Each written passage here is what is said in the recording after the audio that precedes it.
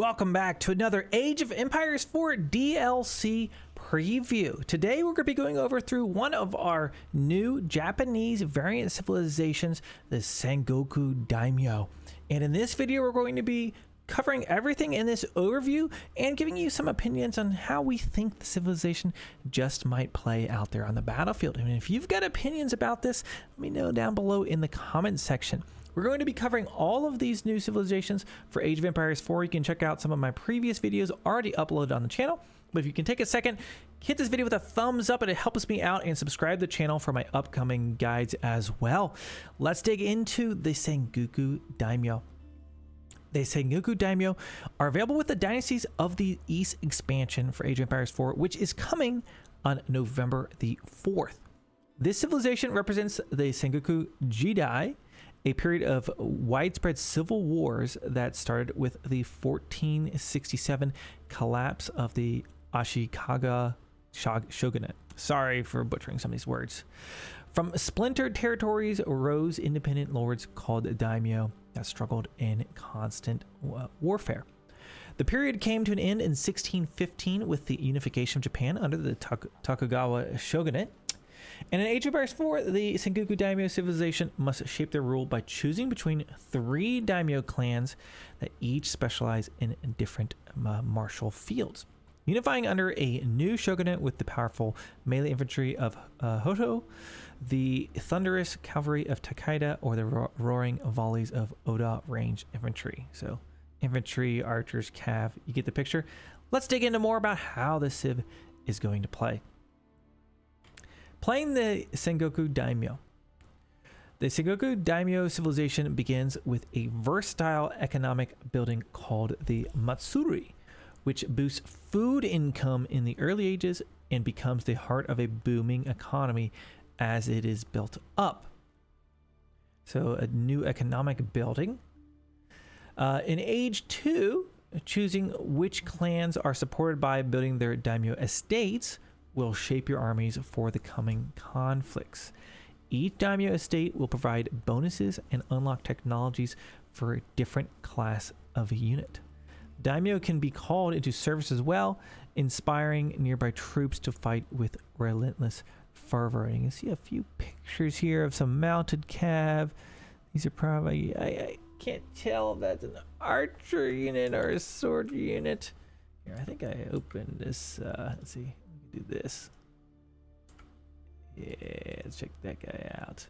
That's that dumb man. Let's dig in there a little closer here. Take a look at him. Okay, that actually looks like a gunpowder. So that must be their riflemen. Riflemen. Their hand cannon rather. Paying too much company heroes. We see some ninjas down here. Look at these guys. Big old paddles. And then you get your horsemen. Anyway, that's enough of that. Let's get back into here. Okay, so let's see how these work. The daimyo at a glance. Kanabo Samurai. So that's what we were seeing there. The unique melee infantry unit is armed with a large studded club that does bonus damage to enemies based on their max health. Based on the enemy's max health or based on their max health? And I wonder if it's more when they have a lot of health or more when they have low health. Bunch of questions. Melee infantry. Yatai is a unique work unit that can be sent out to gather food from animals, berries, or fish without depleting the resource. What? Okay, so you got this little cart goes out, infinite resources wherever you task them. I wonder how many of these you could train, what they cost. Is this something you train right out of the gate? Is this something you add in as ages go throughout? Like a settler wagon or something like that. That'll be interesting. The daimyo. For each daimyo estate, a unique heavy melee cav can be recruited. The daimyo increases the attack speed of nearby units even when they fall. Oh, the daimyo. Okay, makes sense. Then you have the, oh boy, Iko-Iki monk. That's fun.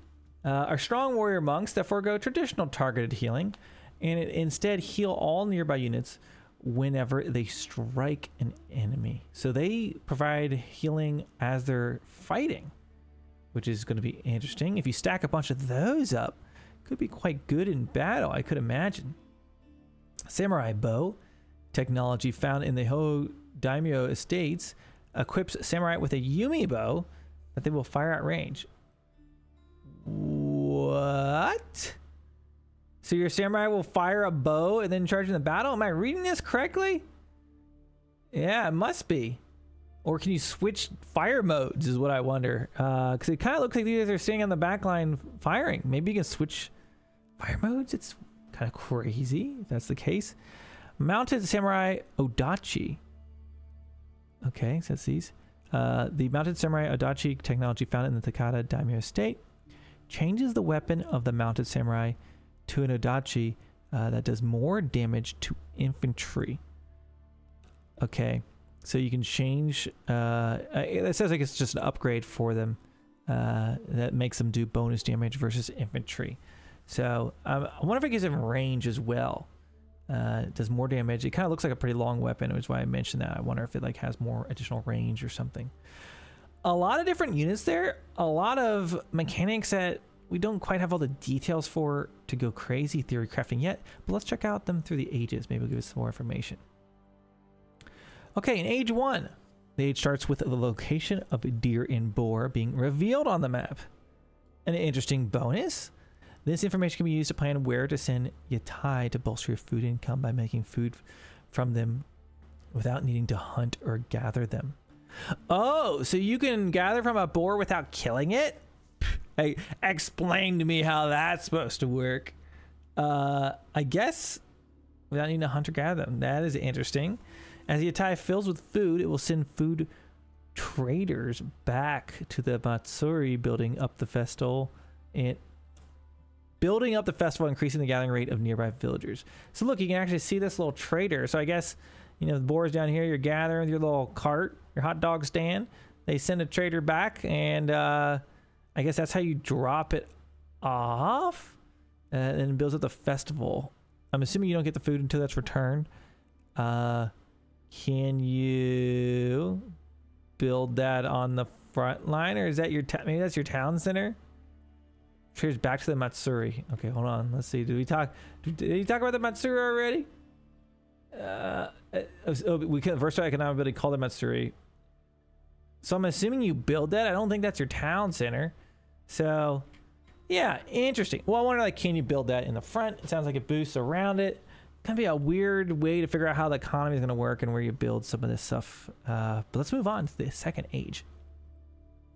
The armies of the Sengoku Daimyo can be crafted and honed by building daimyo estates to support one of 3 clans. I think that's what we're seeing here. Oda to support ranged infantry, Takeda to support cavalry, and Oho to support melee infantry. However, not all clans can be supported at once, so you need to choose carefully. So that's going to influence the way you age up. I think particularly like in teams, sometimes you have like one player specializes, you know, in cav or range or whatever it might be. You're more likely to have like a mono composition.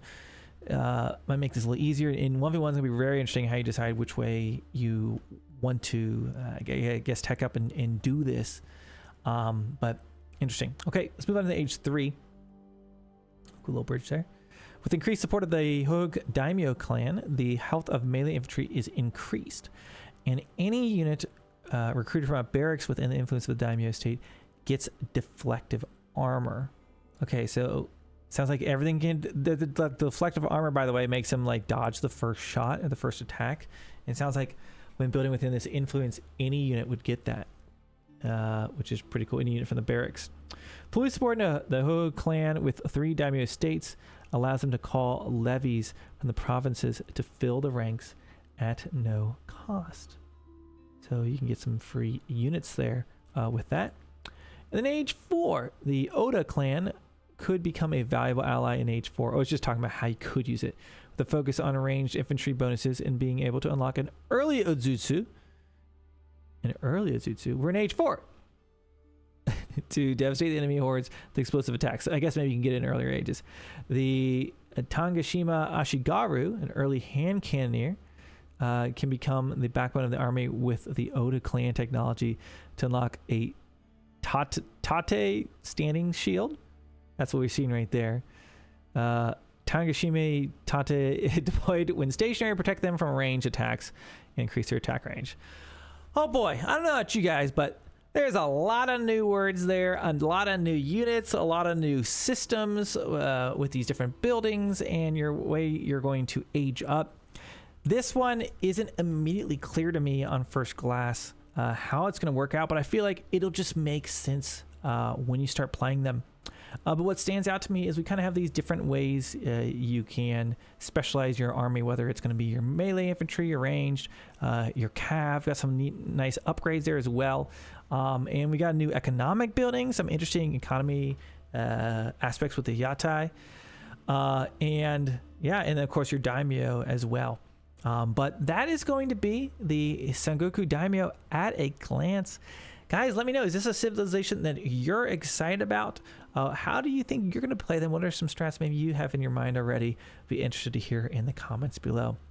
Thank you so much for watching. If you like this video, make sure you hit it with the thumbs up and subscribe to the channel so you can catch all of my coverage of the upcoming DLC for Age of Empires 4. Thank you so much for watching, and I will see you in the next one.